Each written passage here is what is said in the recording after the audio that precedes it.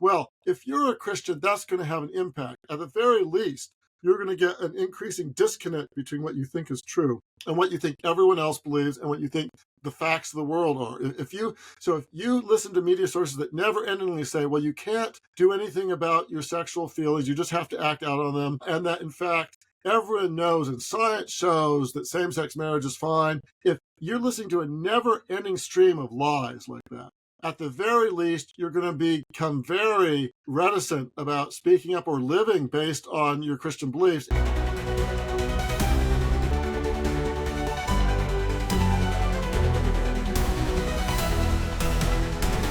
Money issues destroying your marriage? Stop fighting about finances and start building wealth together. Take Kinsey's free class, The 4 Budgeting Mistakes Most Couples Make and How to Fix Them. Biblical, proven system that works for couples. Sign up at the link in our show notes. Welcome to today's Awesome Marriage Podcast. I am so glad you've decided to join us today because I have a special guest in the studio, Dr. John West. Dr. West is Vice President of Discovery Institute in Seattle. He's the co-founder of its Center for Science and Culture. He is an award-winning author and filmmaker. He has written and edited 13 books and directed a dozen documentaries. I love the topic we're diving into today. It is secularism and marriage. His newest book is Stockholm Syndrome Christianity. So let's go to the studio and meet Dr. West right now. Well, John, welcome to the Awesome Marriage Podcast. I have been so looking forward to this interview. Thank you for making time for us, and it's good to see you today. Tim, thanks for having me. It's very good. Well, let's just kind of jump right in. Let's talk about the Stockholm Syndrome Christianity. What is it, and how does that, I think the interesting for our audience as a marriage podcast, how does this show up in marriages and families, and we don't even realize it's happening? Sure. So Stockholm Syndrome Christianity, I coined it. It's from something that happened actually a long time ago in the 1970s. There was a infamous bank robbery in Stockholm, Sweden, hence Stockholm Syndrome, where these bank robbers held people hostage for a number of days. But then something strange happened. By the end of the time with the hostages, you think the hostage would be upset about the people who were holding them. But in fact, many of the hostages ended up identifying with their hostage takers, thinking they were fine young men, grateful for them because they didn't they didn't kill them. And you should be grateful for that. But still, they identified this bond with their hostage takers. And so I think that what I saw in the Christian community, and for many years I was a college professor at a Christian university. Now I'm at a nonprofit where I deal with faith leaders, especially Christian leaders. What I was seeing were a lot of Christians, what I'd say, being culturally captive. In America, unfortunately, we have a lot of cultural forces that are not based on Christian assumptions or Christian beliefs, and I'd say are even hostile to that. Even if the people themselves may be personally nice people, their worldview is hostile to Christianity.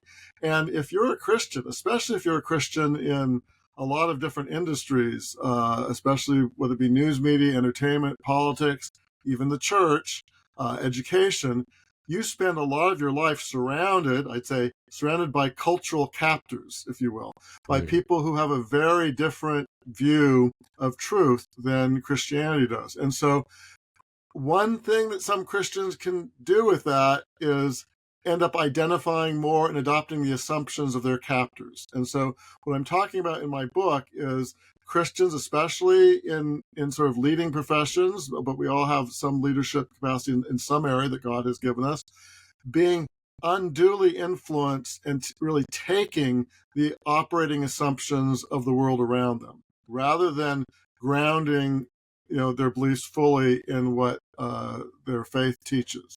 Now, how does this impact marriage? Well, where do you start? I talk in the book about how coming out of the 19th century, the work of Charles Darwin, that many people don't realize he wrote a book on human beings where he actually talked about sexuality. And he really redefined sexuality as something that natural selection bred into us depending on what we needed to survive in any given situation. And so in Darwin's view, there was no one right way of mating. Monogamous marriage might be good for right now, but if conditions change, it's not. And in fact, he said the original form of marriage, if you will, was communal, which is basically having multiple partners over time. And Darwin himself was kind of personally conservative, and he had a loving wife and loved his kids. But once you redefine marriage and sexuality in the way that he did, he had a lot of followers who then said, I mean, one of the most influential followers of Darwin in the area of sex and family was a guy named Alfred Kinsey, who was at Harvard University and trained as an evolutionary zoologist. And Kinsey argued that basically, if you can find it somewhere in nature, some sexual pattern, then it's equally natural with everything else, and that this hang-up over that sex should be reserved for monogamous marriage, that is a hang-up, and that we need to get over it. And sort of post-Kinsey, we've been living in that. And so I would say, where the rubber meets the road is, first, many Christians, sadly, don't really act as if they believe that sex is reserved for faithful marriage. And the research now is really tragic, especially for Christians under 30, is that most of them have multiple sex partners.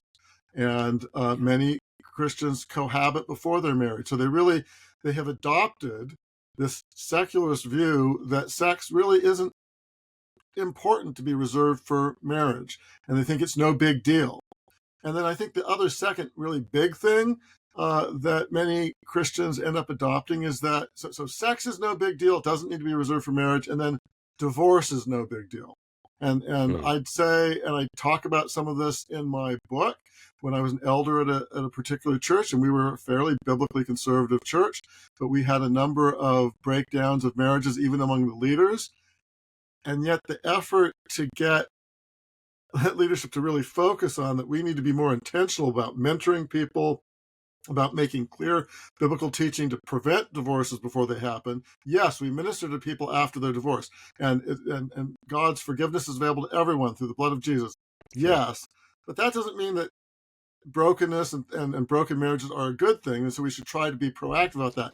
But I talk about how difficult it was to get anyone really interested in that. And so I think, again, sex being reserved for marriage and then the easiness of divorce are two examples of how this is played out. Yeah, that's so interesting. I remember hearing about the Kinsey report. I heard it referenced to many times, and it really did have an impact, didn't it? It had a huge impact on our culture. It would seem like it was just, a lot of things come out, research stuff, and you don't, very few people hear about it. This would seem very broad scope. It was probably even today, the most significant, impactful social science research in history. And I think part of that was because people wanted to agree with it. But it was also, he claimed that, well, now science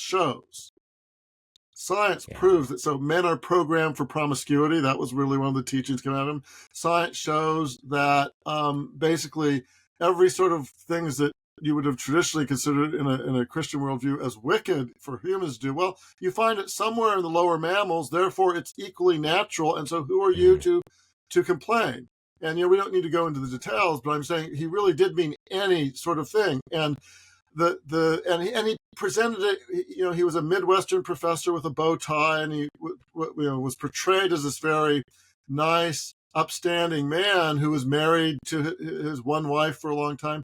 But we now know, and again, without going into details, the biographers have shown that he had a very deeply dark personal life and a lot of hang-ups and a lot of really wicked things that he did. And just one thing I'll say, that he was really obsessed with forcing the people who worked for him to he hired a pornographer to basically film them engaging in sex on camera. And if they didn't do it, he'd fire them. And so this guy was the last person who should be teaching people about what good sexual relationships are. Yet, and I write about in the book about it was a media campaign worthy of Madison Avenue to normalize him. And lots of laws were changed. Laws on actually adult abuse of children was changed, because they also advocated that, well, you can have sexuality at any time in life, and that it's not really a big deal if there's adults having sex with kids. Is the only problem there is that we make it as if it's a problem. So we make kids feel bad about it. It wasn't that the actual act was wrong. It was that we make it seem like it's bad. And these are awful ideas, but they were tremendously influential, and laws were actually changed. They downgraded laws on sexual abuse against kids for many years because of what Kinsey claimed. And just to be clear, and I make this clear in the book, Kinsey's claims were junk science. Yeah. He actually went to describe, human sexual patterns in America, on divorce, on faithfulness, all these things. If you actually look at his self-described who he interviewed, over half of his pool of interviewees for the survey, by his own description, were prostitutes, sex criminals, pedophiles. I mean, those are the people who he went to actually analyze, and then, how sexual patterns were happening in the United States. And he then, applied it to the entire American population based on a sample of very depraved people. So it was junk science. That's all the more Just shocking, amazing. that it was junk science, that it was taken so seriously. Yes. It just shows what the enemy can do when he gets in and grabs a hold of something and then finds someone like Kinsey and how we just, and I think you're right. I think that's what I kind of would say too, is that he said some of the things people wanted to hear. And so all of a sudden, they wanted to know that this is okay.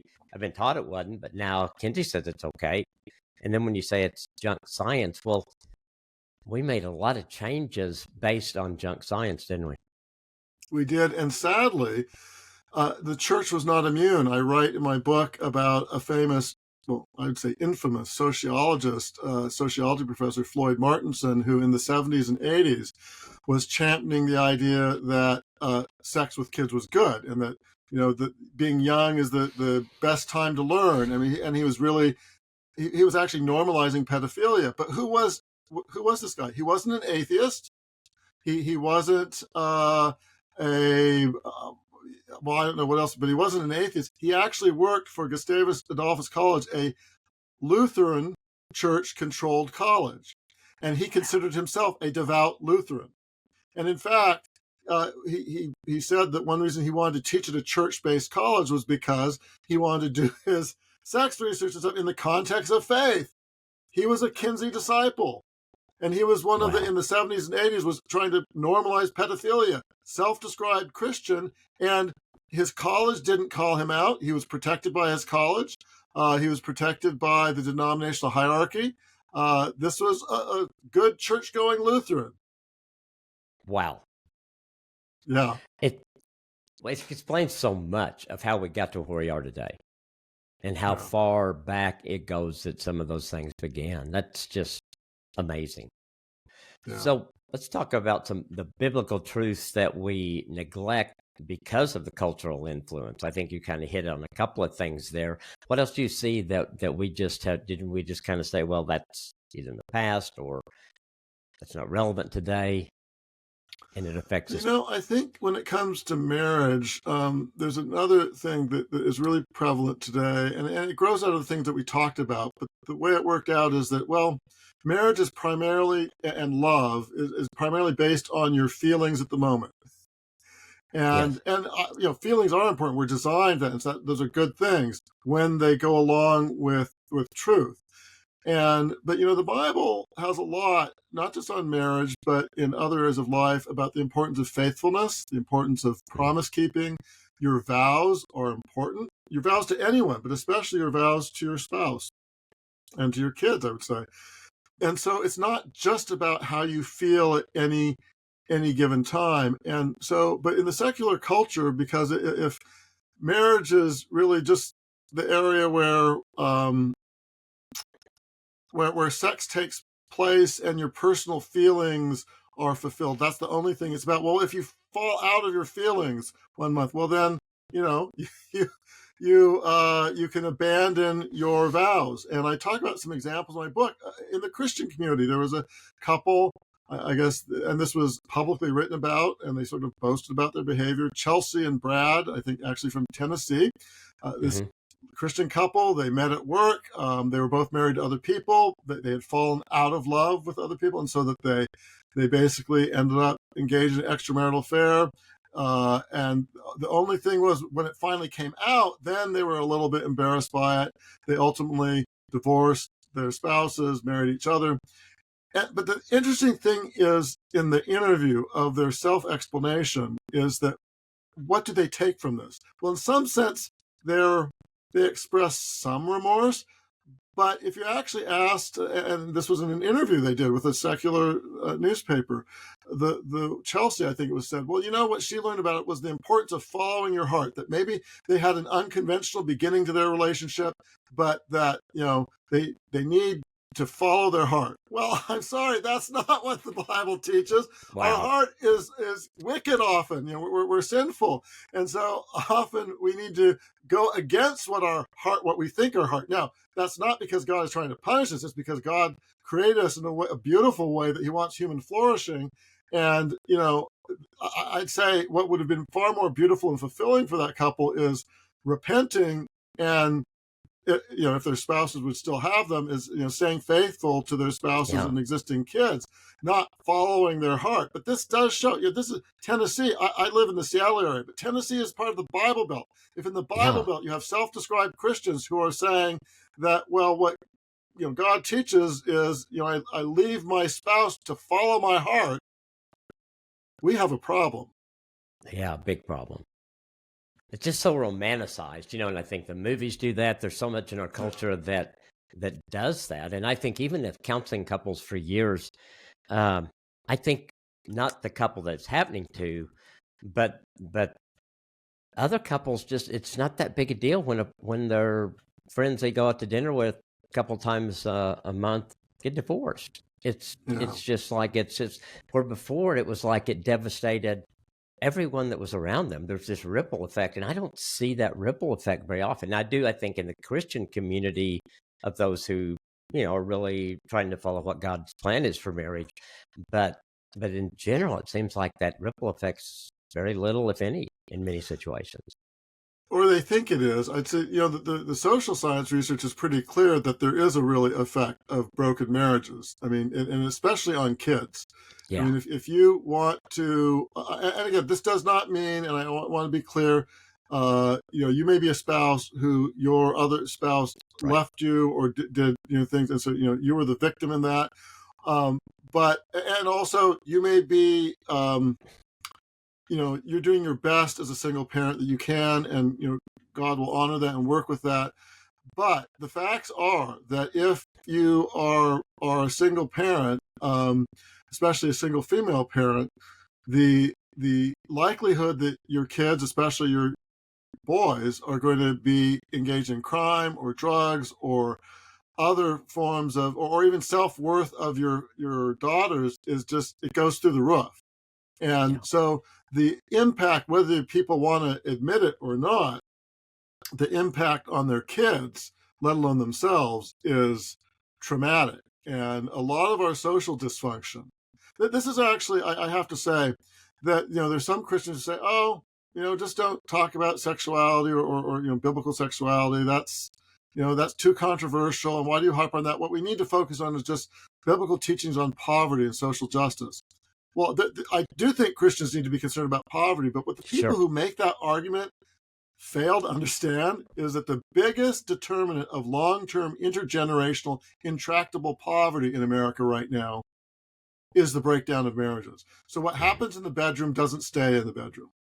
And so if you're really concerned about poverty and social justice, you really should be concerned about faithful monogamous marriages and trying to do what we can to make those flourish, because that's the biggest predictor for economic success, for emotional success, for non-criminal behavior. And again, it's not that there aren't problems in marriages. It's not, I'm not trying to paint this, you know, we're in a broken world, and so marriages aren't perfect.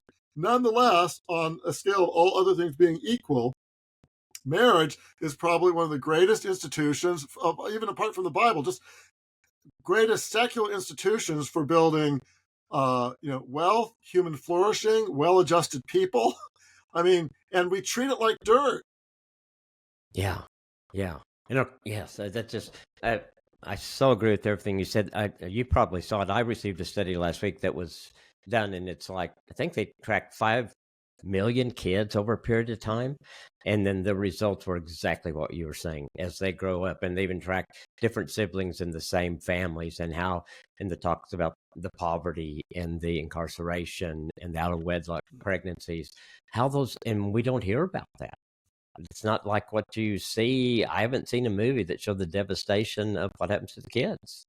No. Uh, I think there needs to be one, but yeah, and I agree with you. Certainly, people are listening that have been divorced. I get that, and I think they're trying to either build a new marriage that is very different than what they had, or they're trying to prepare themselves to be ready for that person when God brings them.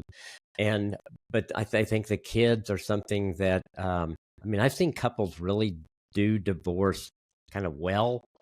They still are communicating well. They don't fight in front of the kids. They attend activities together. There's no tension there. But I've had the kids tell me that I still wish my parents were together. It's like, it's still in their mind, my parents are doing this. I feel pretty good, but it's still not what I want. It's still not And right. also, I've seen, without getting into particulars, because I don't want to do that, but people sometimes think, well, if my kids are in their 20s, it doesn't matter. And now we can do it. I've seen where parents end up divorcing when their kids are in their 20s that devastates their kids. I And agree. so it's not just 5-year-olds or 7 or 8-year-olds. It's also young adults. That is, if that has been a stable bedrock for them that you have given, if you've done it right, and then that breakup can really send people south. And I've seen that with really tragic results. I agree. I've heard people say, well, I don't have a home anymore. Now we've got to go 2 places for Christmas. They don't like that. It's just like all these memories and things that they look back on are gone. They're just Yeah. shattered, and it's affecting them in so many different ways. And then sometimes even then, the parents want them to choose. Well, why are you spending Christmas Day with your dad? Don't you want to be with me? I'll be all alone Christmas Day. And it's just, you're right. It's bad no matter when it happens.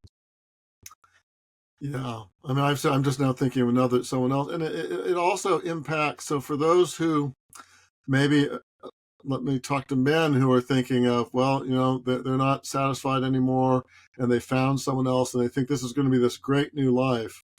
Well, what happens? You abandon your wife, and you have kids. Think about 10, 20, 30 years from now, of having those kids who have been turned against you, or you turn them against you, and they won't even talk to you. And I know a Yeah. very sad case of someone who was a Christian, but who basically left his wife, and Mhm. the kids. This is now 30, 40, 50 years, 30, 40 years later. He's now elderly. They're not talking to him at all. And I wouldn't advocate that. I mean, whatever your parent has done, I mean, family unit, you need to find ways of expressing love, even if you've been wrong. But I'm just saying the devastation for that is, I mean, this individual is now alone.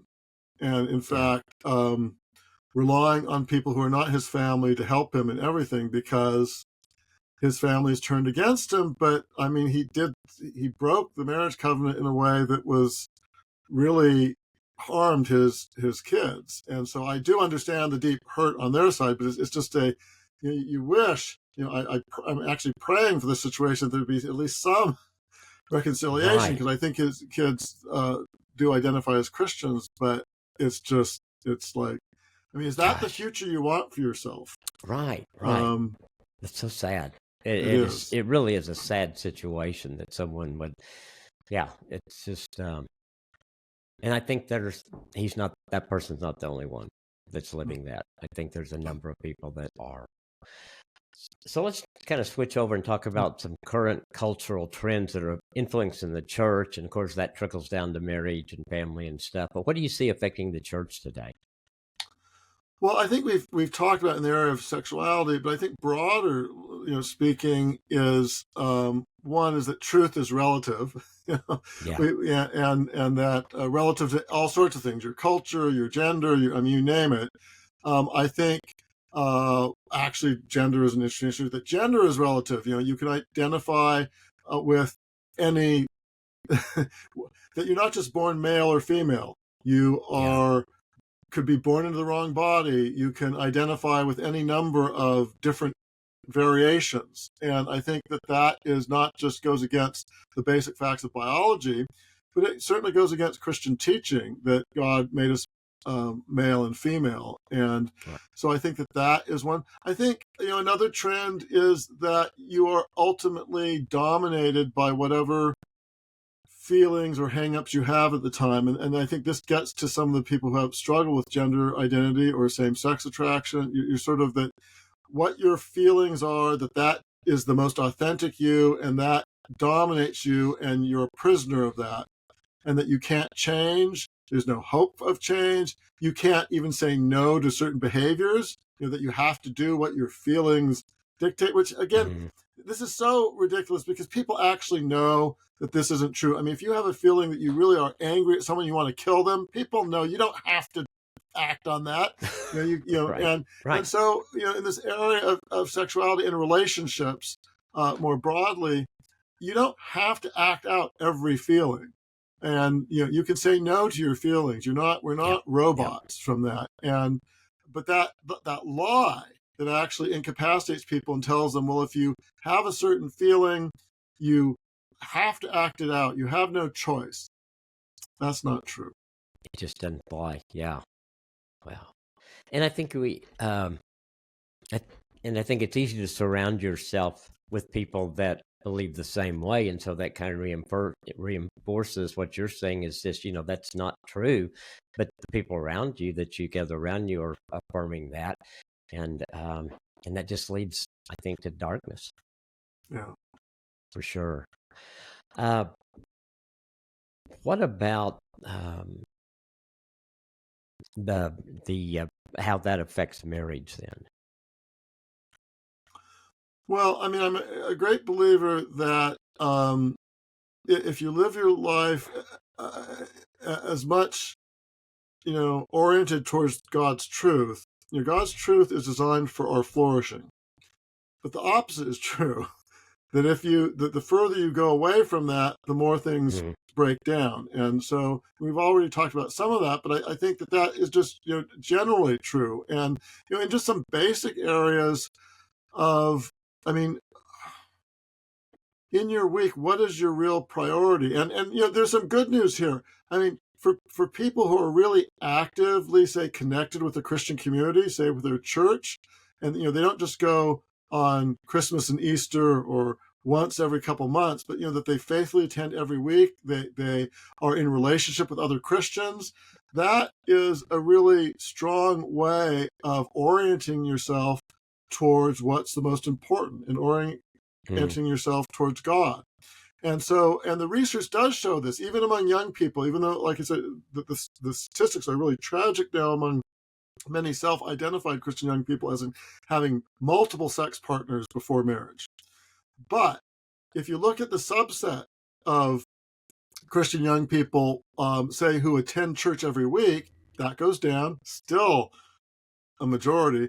But then if you look at the subset of those who actually think that they know the truth, that sex should be reserved for marriage, then you see a really significant difference in actions. And so I think that we,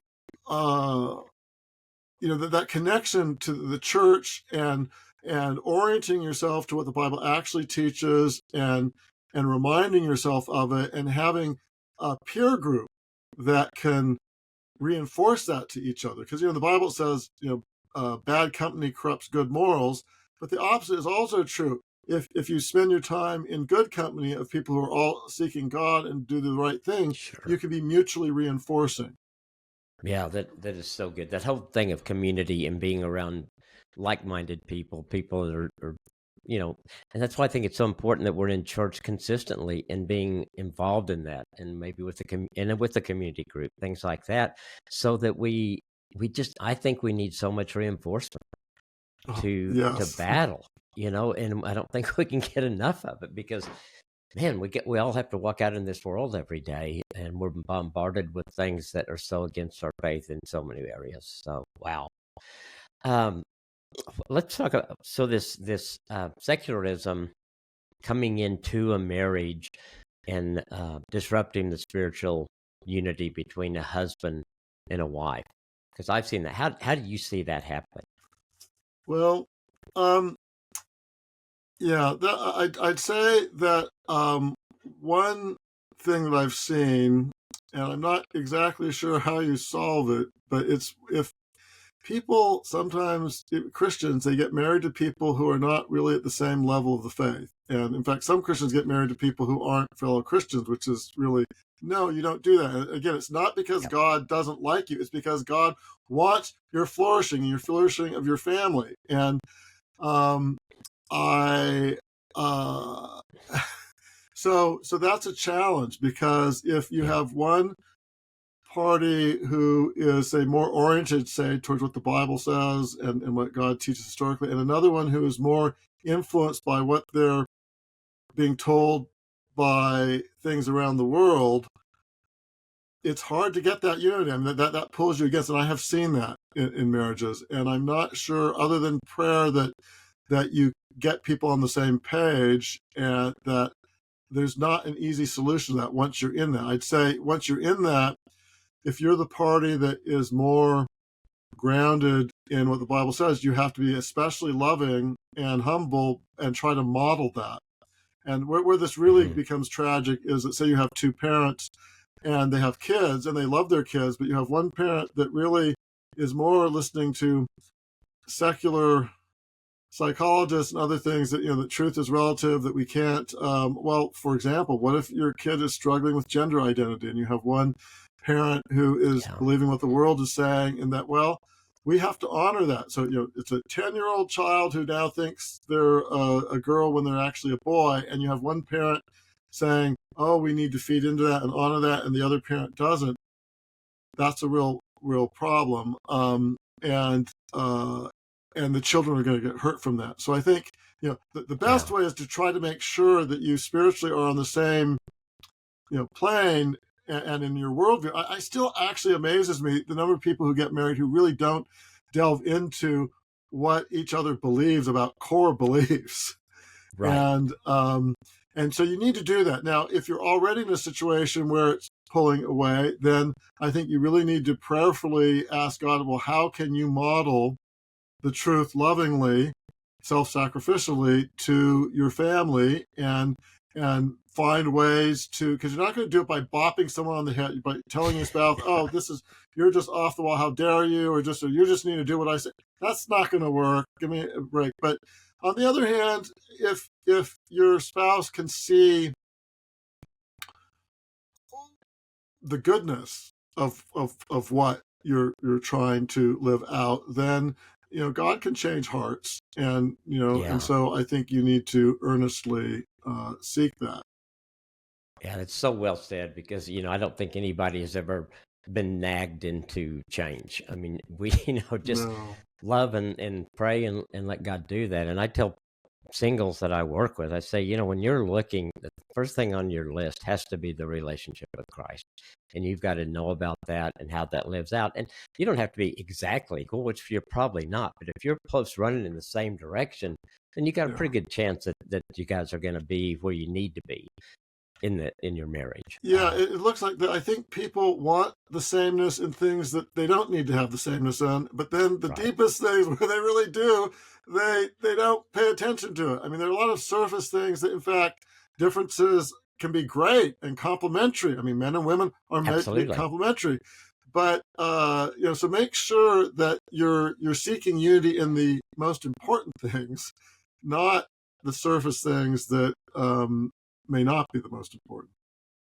So both of them liking pepperoni pizza really isn't that big a deal, right? No.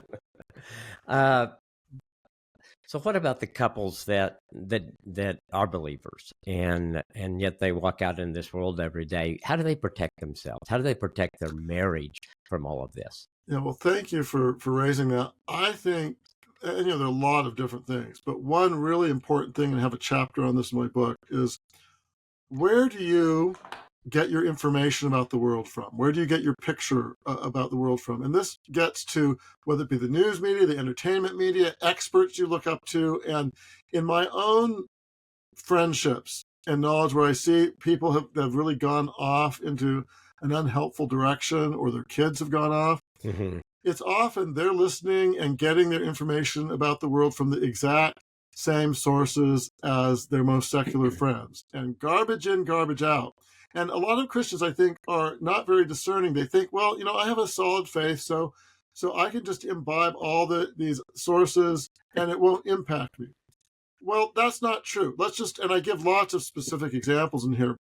Well, let's say you have a Christian view of marriage between a man and a woman for life, but you are imbibing news media that are telling you, there was one study of the issue of same-sex marriage of news media coverage. And this was at a year when the still almost half and half Americans were still split on whether it was right or not.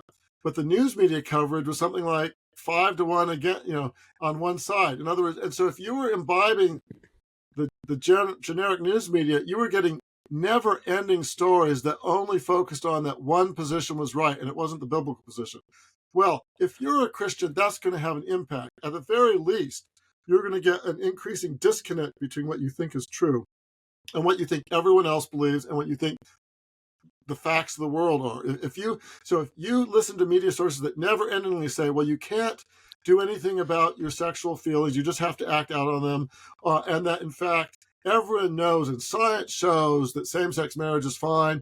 If you're listening to a never-ending stream of lies like that, at the very least, you're going to become very reticent about speaking up or living based on your Christian beliefs. And at the maximum, and I've seen this actually, you're going to say, well, the Bible's sort of outdated on that, or God didn't really mean that should be forever, and it'll be whittled down. And so the media sources that you imbibe, entertainment sources, I talk about this in it, overwhelmingly, even so-called family comedies on TV, on broadcast television, let alone things like Netflix, the primary forms of sexuality that even family comedies deal with is non-biblically faithful sexuality. It's basically, they refer to adulterous relationships. Everyone's doing it. Everyone has to do it.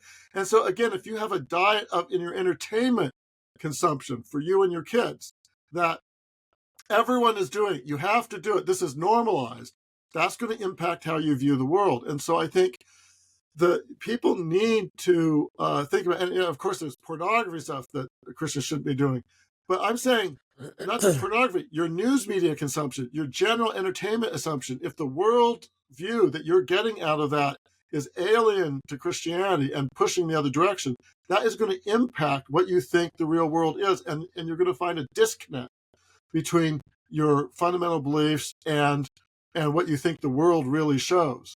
So you need to watch where your information source. So the chapter, I think, is telling you, where do we get our information from? Now, the good news is there are now in our information-rich society, there actually are a lot of good sources, either Christian or others, that actually are more accurate and are more consistent with the biblical worldview. There are podcasts like this one, but there are a lot of places. And so so the good news is you don't have to be trapped by listening to those same sources. But I will tell you, if that's where you get your information from, if you get your information from the same places your secularist neighbors do, you and your kids are going to become more like them than what the Bible wants you to be.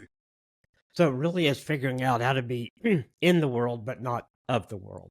That's exactly. And that takes effort. But the good news is, again, I wanted to say, with just a few choices, you aren't forced to watch the garbage on Netflix. Right. I'm not saying everything on Netflix is garbage. I don't. Right. But you're not forced to do that, and there are other choices. But you need to be at least wise enough and intentional enough to know that putting all that stuff inside you day in and day out is going to have an impact, and an impact on your kids. Yeah. So for the parents listening, because I've got grandchildren, and they're all high school, middle school age, and they get so much thrown at them. What's the best thing for a parent to do to help help them fight that? Because I agree, you can't just tell them that's wrong, or I mean, you can, but I mean, you want them to listen to you over their friends or what their friends are watching and hearing and things. Yeah, that's a great question. I think I talk about this a bit in my book. I think the number one thing, and it may sound like, well, of course, but I'll unpack it, is you need to ask yourself who is really raising your kids. Mm-hmm. And, I think most Christians say, of course, I'm raising my kids. Is it? Is that true? Is TikTok raising your kids, or other social media raising your kids? Is Netflix raising your kids? I mean, you can just think of, are the public schools raising your kids? Are you expecting your church youth group 1 hour a week raising your kids? Now, I'm not against youth group, but I'm just saying, who really is raising your kids? And do an honest assessment with yourself. And I think that for many of us, if you ask that question, it would begin to realize that, well, maybe I'm not being as proactive. And so what can you actually do about that? Well, first, again, you need to recognize who's raising your kids.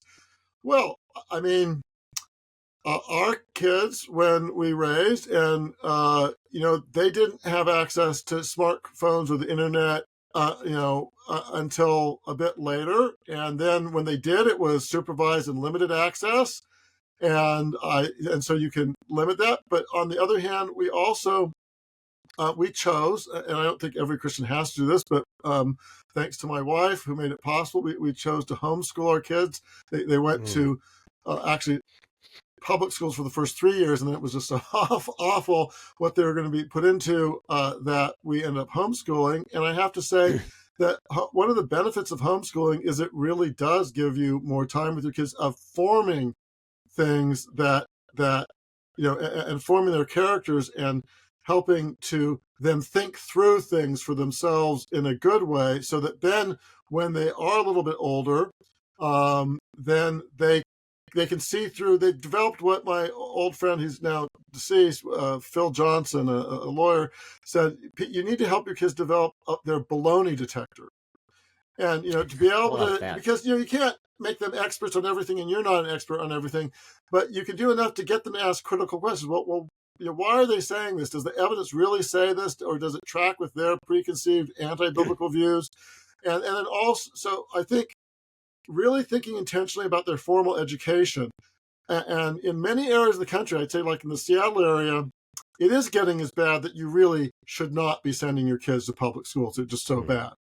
Now, whether that's homeschool or whether you can afford private school, or right now, there are many people don't realize that when they think homeschooling, they mean, well, how am I going to do that? And how am I going to do that 8 hours a day? And how am I? Well, the reality is for homeschooling, you usually don't do it 5 or 8 hours a day, because, a lot of stuff in public schools, in order to accommodate everyone, there's a lot of non-instructional time. So, you could do it in 3 hours a day. And there are homeschool co-ops. Our kids were part of homeschool choir.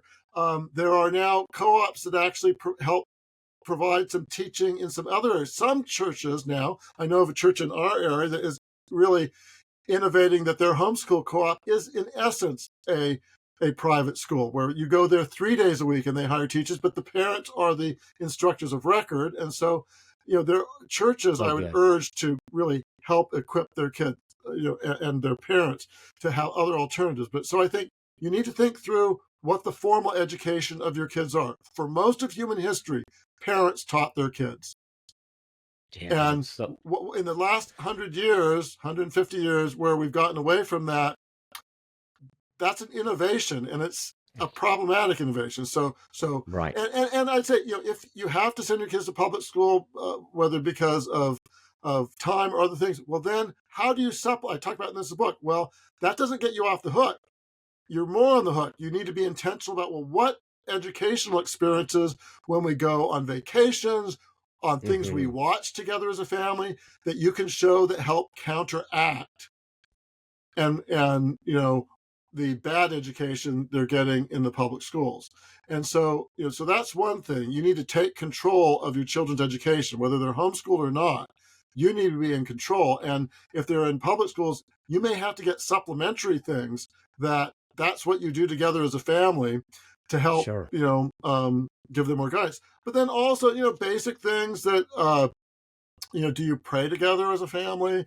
Do you read the Bible together as a family? We started a tradition of doing that, and that is another way of doing it. Helping, obviously. I mean, this should go without saying, but your kids are influenced by how you and your spouse interact. Yeah.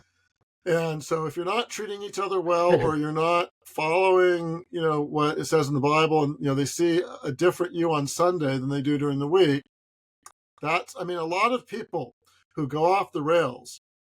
And I don't want to, parents aren't perfect, and kids are going to go do what they want to do. But nonetheless, if you're really living out of sync or hypocritically, your kids are going to see it, and it's going to have an impact.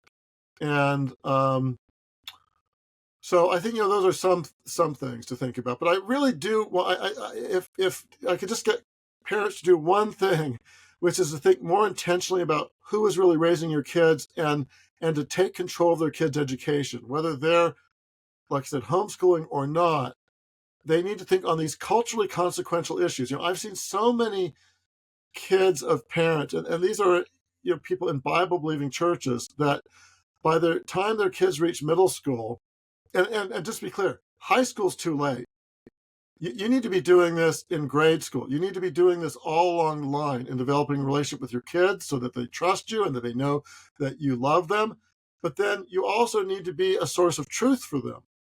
And you also need to be, if they ask tough questions, that you don't shut them down and say, how dare you ask that question? If you don't have an answer, you say, well, let's find out. You don't have to have an answer for everything. I think sometimes parents shut down their kids out of insecurity. If they don't know how to deal with the question, they say, well, don't ask that. Just trust. No, don't do that. Make it sure that your kids know that they can come to you. And you can be honest if you don't have the answer, but you can then try to find out. And that sort of relationship started from early on. Even now, even in the information saturated society with all the bad influences, there's good research that parents are still, if they want to be, the most important influence on a kid's life. So leverage that. Don't squander that. You're given that by God, but it's also, that is the way we're built. And so, but use that to discuss consequential things. And it could be when you're on a family vacation. It could be going to a museum. It could be going, on a hike where you're seeing beautiful things. You could talk about God's creation, and you could, there are all sorts of ways just naturally that you could bring up things. And I would say on things like, if you don't want your daughter to have an abortion when she's a teenager, start acquainting her and your son so that he knows how beautiful the development in the womb is, and how babies, they're wonderful. Obviously they need to be a certain age to do this, but they're wonderful pictures in the womb of when the baby's heartbeat starts, where the brain waves start, where they're sucking their thumbs, where they're doing all sorts of things. I'll tell you, if that's their picture of what's happening in the womb, and that they were in the womb like that, that's going to impact them along their life, and realize that what's in the womb is not just some tissue that doesn't need to be done. And so talk about these things, and talk about how men and women are different, but they're created by God. And if your kid struggles, and I know with, say, gender identity, first of all, take heart and hope, because the research now shows that, and it's overwhelming, and it's the reason why many European countries are going against this horrible idea of feeding puberty blockers or doing these horrible surgeries on kids. A lot of these ideas are fleeting, and kids grow out of them. The vast majority. And so the last thing you want to do is, if your 6-year-old says, oh, I'd rather be a boy, or I'd rather be a girl, is to affirm that and start dressing them up. No, you need to lovingly say, well, first of all, understand why. And because it often may be, like, say, a girl says, well, I want to play with trucks or something. Girls can play with trucks. You can be a girl and play with trucks. Right. Oh, or you can be a boy and be interested in things other than just sports. You can be interested in chess, or you can be interested in arts.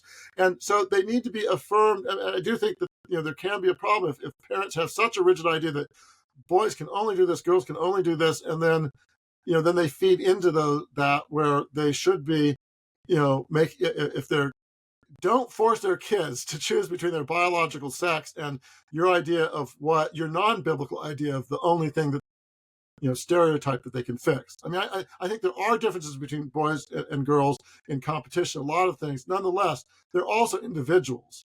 And just because you're a boy who likes to paint does not mean you're a girl. I mean, that's ridiculous. Just because you're a girl who likes to get muddy, out in the mud puddles does not mean you're a boy.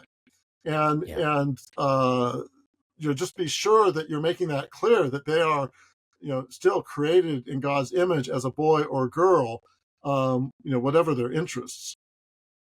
All that is so good. I think it just, what I hear from parents, and it just drives me crazy, and so I try to help them with that, is, yeah, we want to do that, but we're so busy. And it's, I think, the old deal of, Satan doesn't do he hits us with distractions because it takes us away from doing the thing God wants us to do. So what would you say to a parent that says, yeah, that all sounds good, but we're too busy?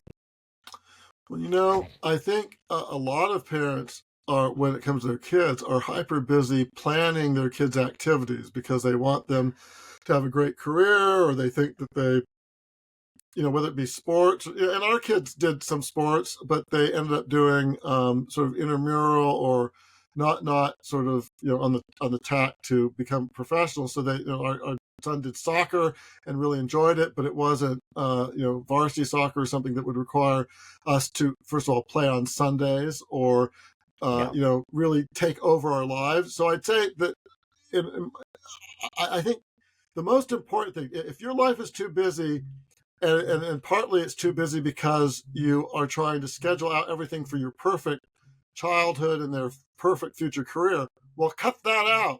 Your kids need more time with you than they do with all those activities, or find versions of those activities that are, don't fill up 7 days a week, because just spending time with you and your spouse, doing activities together, just going out to a park, watching a fun movie together and discussing it, is far more important ultimately to most of those kids' lives than being scheduled every day with the perfect activities that you never had. So I think that is true. And now, if it's other things that, you and your spouse are so busy with your careers and other things, then that's a more significant, that's an equally significant problem, and you may need to make some lifestyle changes on that. So. And I don't think you'll ever regret it looking back. I think No. the regrets come when we don't, right? No, I think that's right. And I'm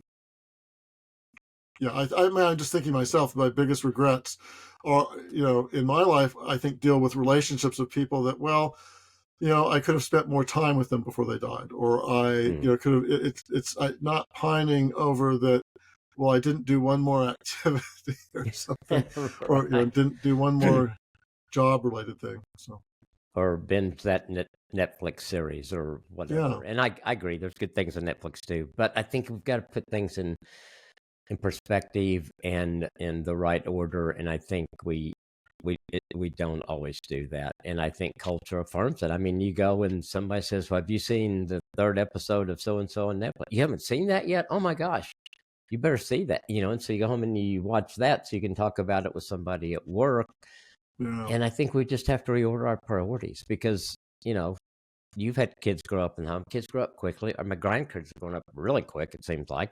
And we only have a limited time with them. And I think they're gifts God gave us, and we need to invest in them. And I loved what you said about we are the model of marriage for our kids, and I think we have to remember that. And we're not going to be perfect, but I think when our kids got older, they realized when I did something wrong. I mean, and so yes. why not admit to them and say, "Hey, Dad screwed up, and I'm sorry, and I'm working on this, and I'm praying about this, and this is not something I want you to emulate or think that was the right thing to do." There's so many teaching moments, I think, as our kids grow up, and I've had a couple parents say, well, my child wants to watch this movie and friends are watching. I said, why don't you watch the movie and then you make that decision? Because sometimes I did that with one in particular with my daughter, and I saw the movie and I thought, it's not the best, but there's some good teaching moments in there.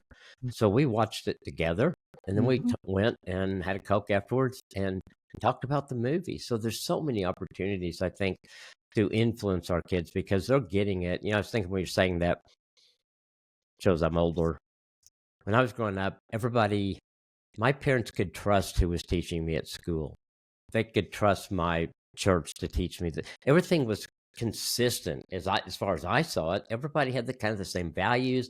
They were teaching. Everybody encouraged you to, hey, where do you go to church? When blah blah blah. And so that our kids don't experience that when they walk out the door in the morning and walk into school. Not at all. And so we've got to be aware of that and realize we have a responsibility there. And I think you're right. I think we need to look at the schools that are. I've got a couple of families right now that are looking at moving their kids to a private school or a couple other options. I said, go look at all of them. Have your kid go to that school and spend a day.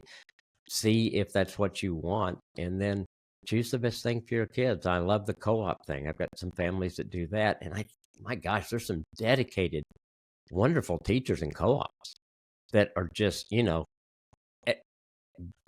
every bit as good or better than what they're going to have in a public school. So yes. I agree with it all. Yeah. And I think I guess what I'm saying is we just got to say this is really important. And there's nobody that can do that role but you, because you're the only parents this kid has. That's right. Yeah. Yeah.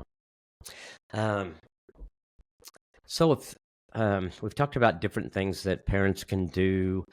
And I think it is what you're saying is creating a culture in your home that gives kids a different worldview, because they're going to get the other worldview, right? And so I think you're saying, so be careful what we're putting into our own minds in our homes, like what we watch and what we do. Any other things that you think? You mentioned praying together, Bible reading together, other things that couples can do to just kind of change that culture in their homes to be more of really what God would want it to be. Well, I do think we've covered the big ones, but now that I'm thinking about it, one of the things we did with our kids, I do have a very demanding job, but it was kind of flexible, so I actually was in the home a lot and actually did help on some of the homeschooling, although my wife did most of it. And so we were blessed by that. Everyone can't have that flexibility. But one thing that I think everyone can do, when you do get vacation and other time, treat that seriously and treat it seriously with your kids and spouse. And because I've seen people who are also hard driving that they can never turn it off. And so, how should I put it? They really mix their so-called vacations with work. They always wanted to be on call. They were, in some cases, their vacations were doing things at work, and then they brought their kids along with it, which I think is fine. I mean, I did that too, but that wasn't our vacation. I didn't confuse that. I love to bring. My wife comes along when I go on speaking engagements, and I love to bring our kids, even when they're small, when I could afford it, along when I was doing things. But I didn't confuse, and so that was fun because they could see, and that is character building. But that was not a substitute for spending time, unrestricted time, where they're your priority. And I have seen some people who I think really don't get that so they go on vacation, but really they're doing so many other things on that for work or other obligations that their family is an add-on. And that sends a message. That sends a message to your spouse. That sends a message. So it's one thing to go on work, that you bring them along, and well, that's a fun treat, and I think that's great. But if you call it a vacation, but in fact it's work, and they're playing second fiddle, that sends a message. Don't do that. And in a lot of our fun times, that's where relationships are built. And if your kids and spouse know that, yes, you may have a hard driving job, and but that when you have time off, you want to spend it with them, doing fun things and relaxing with them, and that they're your priority for that, I think that sends a helpful message. It's also, again, I talked about, if you're hiking outside, I mean, here in the Pacific Northwest, we have Mount Rainier, a lot of other things. We would go out, love to do that during summers when it wasn't raining. But then, you could talk about that. And in my work at Discovery Institute, we actually support a lot of scientists who find evidence of purpose and design in nature. And so I share about that. And, the idea that what they were looking at, well, is this just an accident? I mean, is it really credible to believe that? And when you're staring in the face of sheer beauty, no, it's not. Well, if you're having those conversations with kids when they're 5, 6, 7, 8, or 9, that provides a foundation so that when they're older and they begin to ask more questions and you can go more deeper into it, their background knowledge, if you will, already is pulling them in the right direction. It's so good. It's so good. Yeah, and I think just, if couples are thinking, gosh, this is overwhelming, just take a baby step, right? Just take one thing out of here and begin to do that, and then be consistent with it. And then you can add something else, but just take something and begin to do something different than you're doing now.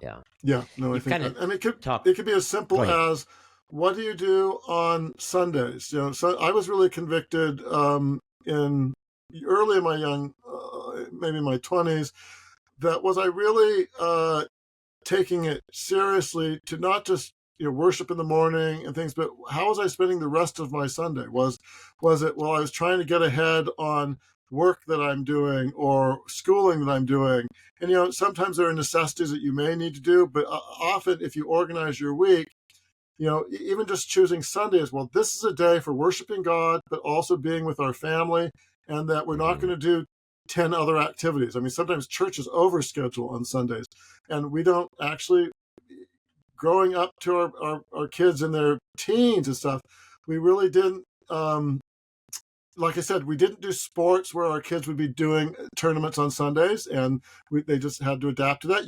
There are ways of doing that. And also, but we even didn't do loads of church activities the rest after we worshiped and things, because, we did our own Bible study and prayer, but then we also, went out and walked in God's nature. We did. And so they knew that Sundays was different. And I think that rhythm, I think in our culture, unlike even today in some European and other cultures or cultures that aren't so suffused with technology, where there's a rhythm to life, we've gotten away from that every day is exactly the same, and it's the same frenetic, pace on social media, the same, Sunday, you might want to be a Sabbath to your social media. It might be, but Sunday should look different. And so maybe you just start there. What does your Sunday look like? I hope you're going to church, hope you're connecting there, but what does the rest of your day look like? And I think, reserving that for God and for your family, and making it different, and so that people know that Sunday is, in fact, a great day where we can be together and enjoy each other and enjoy God, is something that I think too few Christians do. I think they're frantic on Sundays. Yeah, I agree. I can't remember when I started. It's probably just 4 or 5 years ago that I started unplugging everything on Sunday, and I didn't know if I could do it, honestly. But oh my gosh, I look forward to Sunday. I look forward to that day that I am unplugged from everything, and I try to do better during the week on stuff. But just knowing that Sunday, and it's okay. No, the world still is working on Monday after I unplugged on Sunday. I don't know how, but it is. Yeah. All that goes on. Gosh, John, there's so much that I could talk another hour. This has just been so good, so much good stuff in here. Let's kind of end with this question for you. What are you really loving about your marriage today? Yeah, my wife and I have a joke that we each have rose-colored glasses about each other.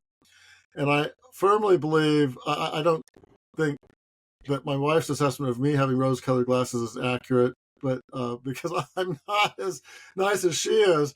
But I do think that the thing that I've appreciated for a long time, but it comes clear to me, I think, every day, is that we both have each other's back, and we both try to see each other in the best possible light, and that, and I thought this was normal, But tragically, I have known now enough people where people carp about their spouse to others, or Yeah. they and it's just it's a different thing. But I don't know what it is. I really do attribute to my wife, who's very sweet and smart and loving, and she just sees the best in me, and maybe that helps me see the best in her. But it's we have each other's back, and that doesn't mean we don't sometimes have disagreements or things. And obviously, if we have, although I mean, we've grown to the part that we really are in sync. It's scary almost, in a way, how in sync we are very sync. But I think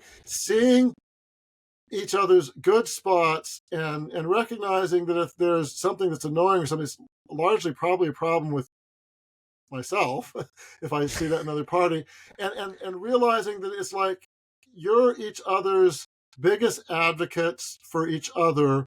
There is a hostile world and situation, and we both need support and encouragement. And I actually think that mutual admiration society or mutual support society, so that as a spouse, and then this doesn't mean, if you go off the deep end and something wrong, yes, you need to deal with that. But if you're both sort of walking with God, and so the more problems day to day are, oh, I feel so distraught, or I'm overstressed because of this, or I feel not valuable because of this, of always being your spouse's biggest advocate, just in your own home, to each other, so that that in your home is actually a place of flourishing and protection, no matter what's happening in the world, no matter what's happening in your life. And so I'm not talking about having the perfect life. I'm saying, in spite of that that that your spouse has your back. And that's one of the things I most appreciate right now about my marriage. I mean, there are a lot of things, but I think that that's mutual support society. And I'd encourage that if that's not how you think about your spouse, and if you're like sharing about your spouse with other people, as in, oh, why are they like this? That's a serious level of dysfunction that you need to try to nip at the bud. And you'll be so glad about that, because if you are mutually defending each other, against the world and all the things that are happening there, so that yes, we depend on God, and you help point each other to God, but that you have someone else who really is in your corner. Mm-hmm. Every spouse needs that, and it should be their spouse who is in their corner. Absolutely. Yes, to be their advocate, to be their safe place, that home should be a refuge. And we just have to work to make that happen. And I think it's when we do that now, like you said, it's so worth it, because this is the place. When I walk in that door, the rest of the world's out there, and we have this time together, and it's so good. This has been great, John. If people want to find you, where's the best place they can find you?